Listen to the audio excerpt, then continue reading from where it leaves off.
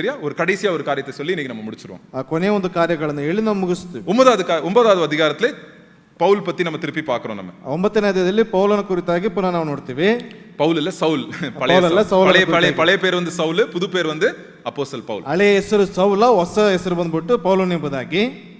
இப்போ என்ன ஆகுது? 9வது வசனம் 9வது அதிகாரம் 1வது வசனத்தை படிப்போம். 9ನೇ ಅಧ್ಯಾಯದ ಮೊದಲನೇ ವಚನವನ್ನು ಓದಿಕೊಳ್ಳೋಣ. சவுல் என்பவன் இன்னும் கர்த்தருடைய சீஷரை பயமுறுத்தி கொலை செய்யும்படி சீறி பிரதான ஆசாரியனிடத்திற்கு போய் இந்த மனுஷன் இல்ல அவன் என்ன பண்றான்? சீரி கொலை என்ன பண்றான்? வந்து கொலை பயம்படுத்தி கொலை செய்யும்படி என்ன பண்ணிட்டு இருக்கான்? பிளான் பண்ணிட்டு இருக்கான்.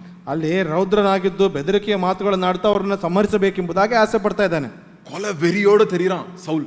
ಅಲ್ಲಿ ನೋಡ್ತಾ ಇದ್ದೇವೆ, ಕೊಂದು ಹಾಕುವಂತ ಒಂದು ವಿಷಯದಲ್ಲಿ ಆತನ ಸುತ್ತಾ ಇದ್ದಾನೆ. எந்த ஊருக்கு போனா நிறைய கிறிஸ்தவங்களை கொல்லலாம், ಯಾವ ಊರಿಗೆ ಹೋದ್ರೆ ಅಧಿಕವಾದಂತ ಕ್ರೈಸ್ತರನ್ನು ಕೊಂದು ಹಾಕಬಹುದು, எந்த இடத்துல கிறிஸ்தவங்க நிறைய இருக்கிறாங்க, ಯಾವ ಸ್ಥಳದಲ್ಲಿ ಅಧಿಕವಾದಂತ ಕ್ರೈಸ್ತರು ಇದ್ದಾರೆ அப்படின்னு பிளான் பண்ணிட்டு பர்மிஷன் வாங்கிட்டு தமஸ்கு அப்படின்ற ஒரு ஊருக்கு போறான். ಆ ರೀತಿಯಾಗಿ ಆಲೋಚನೆಯನ್ನ ಮಾಡಿ ಪರ್ಮಿಷನ್ ತೆಗೆದುಕೊಂಡು ದಮಸ್ಕ ಪ್ರದೇಶಕ್ಕೆ ಹೋಗ್ತಾ ಇದ್ದಾನೆ. குதிரையில போயிட்டே இருக்கிறான். ಕುದುರೆಯಲ್ಲಿ ಹೋಗ್ತಾನೆ ಇದ್ದಾನೆ. ಸಡನ್ வானத்துல இருந்து ஒரு வெளிச்சம்.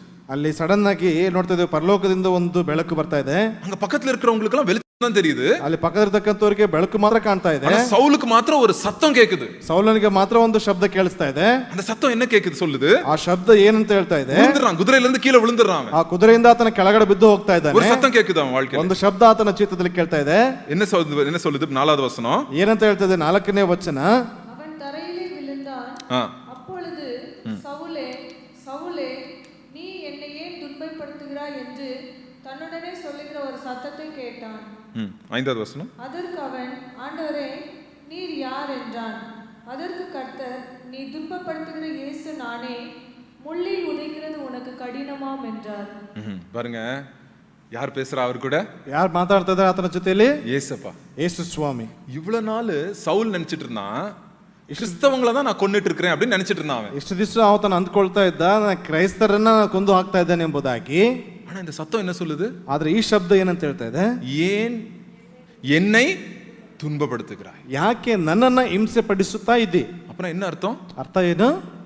கிறிஸ்தவ மேல கை வச்சா யார் மேல கை வச்ச மாதிரி? ஏசப்பா மேல ಕೈ வச்ச. ಅಲ್ಲಿ ಕ್ರೈಸ್ತರ ಮೇಲೆ ಕೈಯನ್ನು ಹಾಕಿದ್ರೆ ಅದು ಕ್ರಿಸ್ತನ ಮೇಲೆ ಕೈ ಹಾಕಿದಂತ ರೀತಿಯಲ್ಲಿ ஏசப்பாக்கு பர்சனலா ஹர்ட் ஆகுது. ಅಲ್ಲಿ ಯೇಸು ಸ್ವಾಮಿಗೆ ವೈಯಕ್ತಿಕವಾಗಿ ಅದು ಹರ್ಟ್ ಆಗ್ತಾ ಇದೆ. கிறிஸ்தவன் கண்ணத்தை அடிக்கிறானா, வலிக்கிறது யாருக்கு? ಯೇಸು ಕ್ರಿಸ್ತ. ಕ್ರೈಸ್ತನಿಗೆ ಹೊಡಿತಾ ಇದ್ದಾರೆ ಅಂತಪ್ಪ ಅಂದ್ರೆ ಅದು ನೋವಾಗುವಂಥದ್ದು ಯೇಸುವಿಗೆ. என்னை நான் தான் இயேசு, என்னை ஏன்பா துன்பப்படுத்துற, என் சபை என் சரீரத்தை ஏன்பா துன்பப்படுத்துற அப்படின்னு கேட்கிறார். ನನ್ನ ಶರೀರವನ್ನು ನನ್ನ ಸಭೆಯನ್ನ ಯಾಕೆ ನೀನು ಹಿಂಸೆ ಪಡಿಸುತ್ತಾ ಇದೆಯಾ ಎಂಬುದಾಗಿ ಹೇಳ್ತಾ ಇದ್ದಾರೆ. இன்னைக்கு சர்ச்சுக்கு விரோதமாய் ஜனங்க ஏதாவது செய்யறாங்கன்னா யாரை அவங்க வந்து துன்பப்படுத்துறாங்க? ಯೇಸಪ್ಪಾವು துன்பப்படுத்துறாங்க. ಇವತ್ತು ಸಭೆಗೆ ಯಾರಾದರೂ ವಿರೋಧವಾಗಿರ್ತಕ್ಕಂಥ ಕೆಲಸಗಳನ್ನ ಮಾಡ್ತಾ ಇದ್ದಾರೆ ಅಂದ್ರೆ ಯೇಸುವಿಗಾಗಿ ಅವರು ಯೇಸುವಿನ ವಿರುದ್ಧವಾಗಿ ಅವ್ರ ಕೆಲಸಗಳನ್ನ ಮಾಡ್ತಾ ಇದ್ದಾರೆ. ಅಂದ್ರೆ சொல்றார், சரி சரி உனக்கு ஒரு பிளான் வச்சிருக்கேன், எழும்பி நீ ஒரு இடத்துக்கு போ அப்படின்னு சொல்றார். ದೇವರು ಹೇಳ್ತಿದ್ರೆ, ನಿನಗಾಗಿ ಒಂದು ಯೋಜನೆ ಇಟ್ಟಿದ್ದೇನೆ, ನೀನು ಒಂದು ಊರಿಗೆ ಹೋಗು ಎಂಬುದಾಗಿ. அந்த இடத்துல அவர் ಕಣ್ಣು தெரியாம போயிருது. அவர் ಕಣ್ಣು தெரியாம போறார், ஜனங்க கூட்டிட்டு தான் போறாங்க அவர். ಅಲ್ಲಿ ಅವರಿಗೆ ಕಣ್ಣು ಕಾಣಿಸದಿರ್ತಕ್ಕಂಥ ಸಂದರ್ಭದಲ್ಲಿ ಅವರನ್ನ ಜನಗಳು ಅವ್ರನ್ನ ಕೈ ಹಿಡಿದುಕೊಂಡು ನಡೆಸಿಕೊಂಡು ಹೋಗ್ತಾ ಇದ್ದಾರೆ. அதே நேரத்துல பாருங்க, எப்படி அந்த எத்தியோப்பியா நாட்டு அரசனுக்கு ஒரு பிலிப்பு ஆண்டவர் அரேஞ்ச் பண்ணாரோ, அதே போல இங்க சவுலுக்கு ಅನನೀಯ அப்படின்ற ஒரு சகோதரரை ஆண்டவர் வந்து அரேஞ்ச் பண்றார். ಅಲ್ಲಿ ಯಾವ ರೀತಿಯಾಗಿ ಐಥಿಯೋಪಿಯಾ ದೇಶದ ಒಬ್ಬ ವ್ಯಕ್ತಿಗೆ ಅಲ್ಲಿ ನೋಡ್ತಾ ಇದ್ದೇವೆ ಫಿಲಿಪ್ಪನನ್ನ ದೇವರಲ್ಲಿ ಸಿದ್ಧ ಮಾಡಲ್ಪಟ್ಟರು, ಅದೇ ರೀತಿಯಾಗಿ ಸೌಲನಿಗೆ ದೇವರ ಅನನೀಯ ಎಂಬತಕ್ಕಂಥ ವ್ಯಕ್ತಿಯನ್ನ ಅಲ್ಲಿ ಸಿದ್ಧ ಮಾಡಲ್ಪಟ್ಟಿದ್ದಾರೆ. அனனியாட்ட ஆண்டவர் வந்து சொல்றார், ಅನನೀಯನ ಬಳಿಯಲ್ಲಿ ದೇವರು ಹೇಳ್ತಾ ಇದ್ದಾರೆ, நீ போய் உடனே போ, அங்க சவுல்னு ஒரு மனுஷன் இருக்கான், அந்த வீட்ல அந்த இந்த ரோட்ல போ, இந்த ரோட்ல போய் அந்த வீடு இருக்கு, அந்த வீட்ல அவன் ஜோம் பண்ணிட்டு இருக்கான் அப்படின்னு சொல்றாரு. ಈ ರಸ್ತೆಯಲ್ಲಿ ಹೋಗು, ಒಂದು ಮನೆಯಲ್ಲಿ ಸೌಲನ್ನು ಪ್ರಾರ್ಥನೆ ಮಾಡ್ತಾ ಇದ್ದಾನೆ, ಆತನನ್ನು ಸಂಧಿಸು ಎಂಬುದಾಗಿ ಹೇಳ್ತಾ ಇದ್ದಾರೆ ಅನನೀಯನಿಗೆ. ಅನನೀಯ சொல்றாரு, ஆண்டவரே என்ன ஆண்டவர் இப்படி எல்லாம் சொல்றீங்க அப்படின்றாரு. ಸೌಲನು ತಕ್ಷಣವಾಗಿ ಅನನೀಯನ ಹೇಳ್ತಾನೆ, ತಕ್ಷಣವಾಗಿ ಏನು ಈ ರೀತಿಯಾಗಿ ಹೇಳ್ತಾ ಇದ್ರಿ? ಅಯ್ಯೋ, ಎಲ್ಲಾ ಕ್ರಿಸ್ತವங்களையும் ಸಾವಡಿக்கிறானே, ಅವನ போய் என்ன பார்க்க சொல்றீங்களா ஐயா? என்ன ஐயா நீங்க சொல்றீங்க அப்படின்னு. ಅಯ್ಯೋ, ಅವನು ಎಲ್ಲಾ ಕ್ರೈಸ್ತರನ್ನ ಕೊಂದು ಹಾಕುವಂತ ವ್ಯಕ್ತಿಯಾಗಿದ್ದಾನೆ, ಅವತ್ತನ್ನ ನೋಡೋದಕ್ಕೆ ನೀವು ಹೇಳ್ತಾ ಇದ್ರಲ್ಲ ಎಂಬುದಾಗಿ. அவனுக்கு அதிகாரம் வேற இருக்கு, பர்மிஷன் வேற வாங்கிட்டான், பெரிய இவங்கிட்ட பிரதான ஆசாரிட்ட பர்மிஷன் வாங்கி கொள்றான், பர்மிஷன் வாங்கி சாவடிக்கிறானே, அவனை போய் பார்க்க சொல்றீங்களே. ಅಲ್ಲಿ ನೋಡ್ತಾ ಇದ್ದೇವೆ, ಒಬ್ಬ ಮಹಾಯಾಜಕನಿಂದ ಆತನು ಒಂದು ಪರ್ಮಿಷನ್ ತೆಗೆದುಕೊಳ್ಳಲ್ಪಟ್ಟಿದ್ದಾನೆ, ಕೊಂದು ಹಾಕುವುದಕ್ಕಾಗಿ ಆತನ ಬಳಿಯಲ್ಲಿ ಮಾತನಾಡೋದಕ್ಕೆ ಕೇಳ್ತಾ ಇದ್ರಲ್ಲ ಎಂಬುದಾಗಿ ಆಂಡರ್ சொல்றாரு. ದೇವರು ಹೇಳ್ತಾ ಇದ್ದಾರೆ, டேய் கொலகாரனே, கொலைகாரனுக்கு நான் ஒரு பிளான் வச்சிருக்கேன் பாரு. ಆ ಕೊಲೆಗಾರನಿಗೆ ನಾನು ಒಂದು ಯೋಜನೆಯನ್ನು ಇಡಲ್ಪಟ್ಟಿದ್ದೇನೆ. ஆண்டவர் பாருங்க எவ்வளோ கிருபை உள்ள தேவன். ದೇವರು ಎಷ್ಟು ಕೃಪೆ ಉಳ್ಳಂತ ದೇವರು. சாகுற வரைக்கும் அப்போஸ்தலன் பவுல் இதை மறக்கவே இல்லைங்க. ಸಾಯೋವರೆಗೂ ಅಪೊಸ್ತಲನಾದಂತ ಪೌಲನು ಇದನ್ನು ಮರೆಯಲ್ಪಡಲಿಲ್ಲ. பாவிகளிலே பிரதான பாவின்னு யார் சொல்றாரு? அப்போஸ்தலன் பவுல் சொல்றாரு. ஏன் சொல்றாரு அவரு? ಪಾಪಿಗಳಲ್ಲೇ ಪ್ರಧಾನ ಪಾಪಿ ಎಂಬುದಾಗಿ ಹೇಳ್ತಿದ್ರೆ ಯಾಕೆ? ஏன்னா ஆண்டவருடைய சபையை நான் என்ன பண்ணேன்? சுக்குநூறாக்குனே அப்படின்னு சொல்றாரு. ದೇವರ ಸಭೆಯನ್ನು ಆತನು ಚದುರಿ ಹೋಗುವಂತ ರೀತಿಯಲ್ಲಿ ಮಾಡಲ್ಪಟ್ಟಿದ್ದೇನೆ ಎಂಬುದಾಗಿ. அதனாலதான் சொல்றாரு. அவரு எப்பெல்லாம் ஜோம் பண்ண போறாரோ, எப்பெல்லாம் பைபிள் படிக்கிறாரோ, அவர் கண்ணில் தண்ணி வரும்னு நான் கண்டிப்பா நினைக்கிறேன். ஏன்னா அவர் அந்த கிருபையை நினைப்பாரு. நம்ம 1 தீமோத்தேயு படிக்கும் போது சொல்றேன், அவர் சொல்றாரு, ஆண்டவருடைய கிருபை எனக்கு அளவில்லாமல் என் மேல் ஊற்றப்பட்டுச்சு. ஏன்னா நான் சபையை என்ன பண்ணேன், நான் அந்த அளவுக்கு நான் சித்திரவதம் பண்ணேன் ಆಂಡ್ರೊடைய ಸಭೆ அப்படின்னு சொல்லி. ದೇವರ ಒಂದು ಆಳವಾದಂತ ಕೃಪೆ ನನ್ನ ಮೇಲೆ ಅದು ಸುರಿಸಲ್ಪಟ್ಟಿದೆ. ಯಾಕೆ ಅಂತಂದ್ರೆ ಅಷ್ಟರ ಮಟ್ಟಿಗೆ ನಾನು ದೇವರ ಸಭೆಯನ್ನ ಅಲ್ಲಿ ನೋಡುವಂತೆ ಚದುರಿ ಹೋಗುವಂತ ರೀತಿಯಲ್ಲಿ ನಾವು ಮಾಡಲ್ಪಟ್ಟೆ ಎಂಬುದಾಗಿ. ಸೊ நிறைய வாட்டி நம்ம ஆண்டர்ட்ட வரும்போது நம்ம சாதாரணமா நினைக்கிறோம், நான் பெரிய ஆள் நினைக்கிறோம். நம்ம பழைய வாழ்க்கையில பண்ண நம்ம தப்பெல்லாம் நம்ம யோசிக்கும் போது ஆண்டர் நம்மளுக்கு அவருடைய கிருபை பார்த்து நம்மளுக்கு கண்ணில் தண்ணி தான் வரும். ಅಲ್ಲಿ ನೋಡ್ತಾ ಇದ್ದೇವೆ, ದೇವರ ಸಮ್ಮುಖದಲ್ಲಿ ನೋಡುವಂತ ಸಂದರ್ಭದಲ್ಲಿ ನಮ್ಮ ಹಳೆಯ ಜೀವಿತಗಳನ್ನು ನೋಡಿ ದೇವರ ಸಮ್ಮುಖದಲ್ಲಿರುವಾಗ ನಮ್ಮ ಕಣ್ಣಿನಲ್ಲಿ ಕಣ್ಣೀರು ಬರುವಂತದ್ದಾಗಿರ್ತದೆ.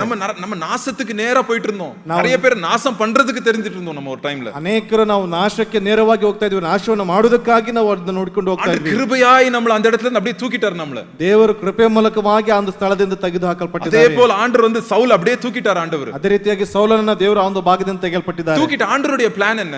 ದೇವರ ಒಂದು ಯೋಜನೆ ಏನು? ஆண்டவருடைய பிளான் சவுலோட பிளான் சவுலுக்கு ஃபர்ஸ்ட் சொல்லல. யாருக்கு சொல்ற ஆண்டவர்?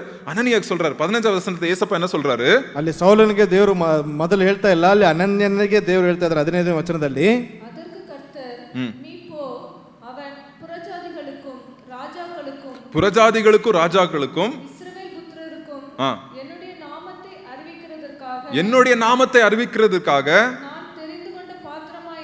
நான் தெரிந்து கொண்ட பாத்திரமாய் இருக்கிறான். அவன் என் நாமத்தின் நிமித்தம் எவ்வளவாய் பாடுபட வேண்டும் என்பதை நான் அவனுக்கு காட்ட போறேன். எனக்காக என்ன பண்ண போறான்? அவன் இப்போ பாடுபட போறான். இவ்வளவு நாள் சபையை பாடுபடுத்த வச்சான். இனிமே என்ன பண்ணுவான்?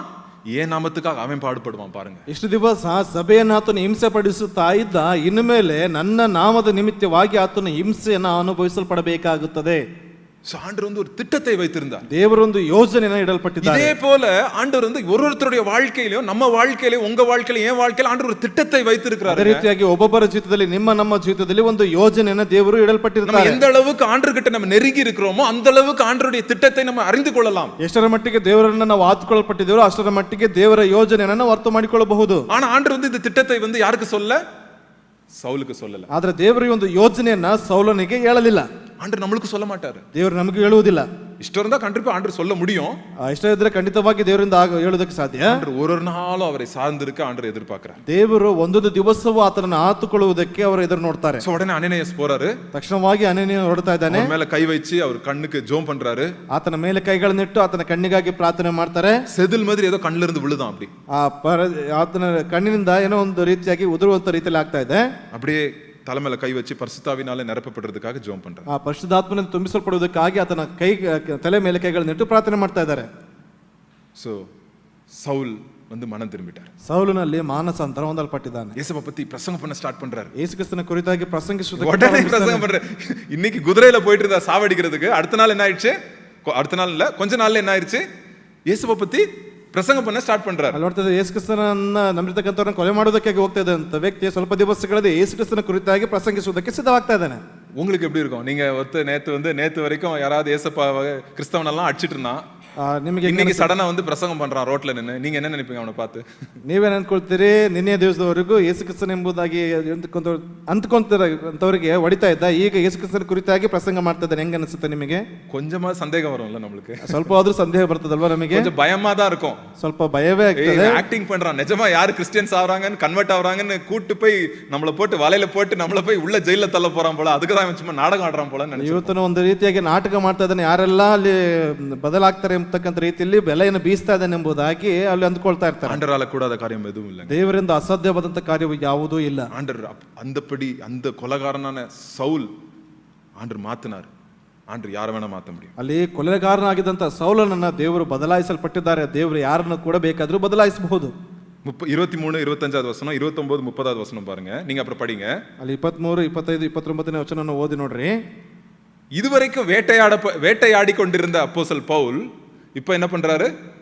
வேட்டையாட ಪಡ್ರಾರು ಇಪ್ಪ ಅವರ ವೆಟ್ಟರದಕ್ಕೆ ಜನಂಗ ಸ್ಟಾರ್ಟ್ ಪண்றாங்க. ಇಲ್ಲಿ ತನಕ ಅಲ್ಲಿ ಬೇಟೆ ಆಡಲ್ಪಡ್ತಾ ಇದ್ದಂತ ಸೌಲನು ಇನ್ನು ಮೇಲೆ ಯಹೂದ್ಯರಿಂದ ಅಲ್ಲಿ ನೋಡ್ತಾ ಇದ್ದೇವೆ ಬೇಟೆ ಆಡುವುದಕ್ಕಿದ್ದಾನೆ. ಅವರು ಪಾವ ಇಪ್ಪ ಓಡಿ ಒಳಿರಾರು. ಅವರು ಓಡಿ ಓಡಿ ಬಚ್ಚಿಟ್ಕೊಳ್ತಾ ಇದ್ದಾರೆ.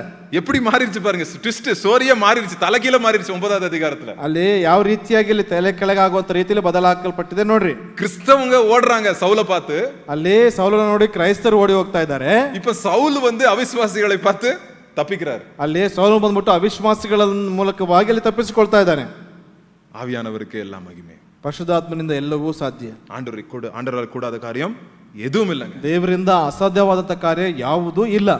ஆண்டவர் பெரிய காரியங்களை நம்ம வாழ்க்கையில செய்வார். ದೇವರು ದೊಡ್ಡ ಕಾರ್ಯಗಳನ್ನು ನಮ್ಮ ಜೀವಿತದಲ್ಲಿ ಮಾಡಲ್ಪಡ್ತಾರೆ. எல்லாம் பரிசுத்த ஆவியானவருடைய வல்லமை நம்ம பார்த்திருக்கிறோம். ಎಲ್ಲ ಪರಿಶುದ್ಧಾತ್ಮನ ಒಂದು ಮಹಿಮೆಯನ್ನು ನಾವು ನೋಡಲ್ಪಟ್ಟಿದ್ದೇವೆ.